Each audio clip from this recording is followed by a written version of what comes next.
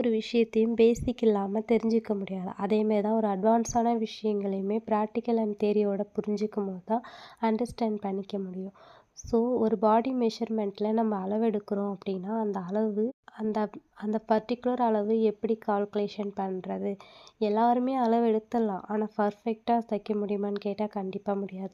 So first நம்ம எங்கே எப்படி அளவெடுக்கணும் அப்படின்றத ஃபஸ்ட்டு நம்ம வந்து தெரிஞ்சுக்கணும். இப்போ வந்து நான் காட்டுற இந்த செக்ஷன்ஸில் பாருங்கள் ஜிஹெச்ஐஜேகே இப்படின்ற அந்த செக்ஷனை பாருங்கள்.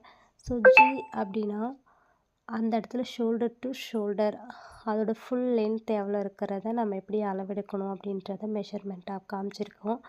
நெக்ஸ்ட்டு பார்த்தீங்க அப்படின்னா அந்த ஷோல்ட்ரு வித்து வைஸ்ட் ரவுண்டு ஆம்கோல் ரவுண்டு அப்புறம் கை and ankle round so middle point இந்த மாதிரி எல்லாமே உங்களால் வந்து அண்டர்ஸ்டாண்ட் பண்ணிக்கணும் அப்படின்னா நீங்கள் இந்த மாதிரி ஷேப்ஸ்லலாம் அந்த ரெட் லைனில் இருக்க மாதிரி அளவெடுக்கணும். ஸோ அளவெடுக்கிறது மட்டும் இல்லாமல் பர்ஃபெக்டாக அளவெடுக்கணும் அப்படின்னா இந்த மாதிரி பேப்பர்ஸ் வச்சு தான் நம்ம கரெக்டான அளவை சூப்பராக எடுக்க முடியும்.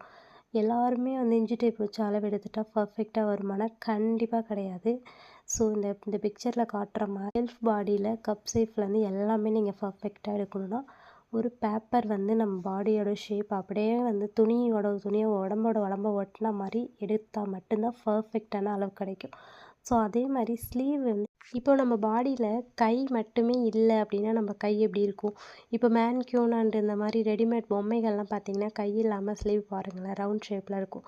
ஸோ அந்த கேப் சைஸை கண்டுபிடிச்சி 3 பார்ட்டாக பிரித்து அந்த பார்ட்ஸ்லேருந்து தான் நம்ம என்ன பண்ண போகிறோன்னா ஸ்லீவோட அந்த ரவுண்ட் ஷேப் வந்து நம்ம கண்டுபிடிப்போம். ஸோ பாடியோட மெஷர்மெண்ட்டு நம்ம வந்து கப் சைஸு ஹிப்லேருந்து ஷோல்டர்லேருந்து ஆம்கோல்லேருந்து எல்லாமே பேப்பரை வச்சு அப்படியே பாடியை ஒட்டி அளவெடுக்கும் போது பர்ஃபெக்டான அளவு வரும்.